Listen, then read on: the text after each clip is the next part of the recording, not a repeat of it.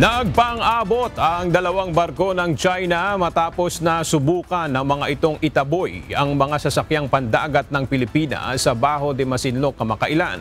Batay sa pahayag ni Commodore J. Tariela ng Philippine Coast Guard, namamahagi ng supply ang PCG sa mga mangingisda sa lugar nang magsagawa ng marahas na pagkilos ang isang barko ng China.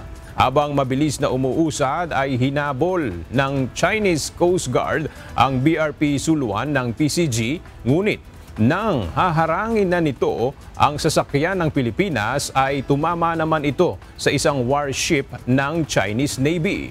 Nagtamo ng malaking pinsala ang barko ng Chinese Coast Guard dahilan para hindi na ito magamit pa. Sa kabila ng nangyari, agad na sumaklolo ang mga tauhan ng PCG upang tulungan at gamutin ang mga sugatang Chinese Coast Guard crew habang patuloy naman ang operasyon ng pamamahagi ng supply sa mga mangingisdaang Pilipino.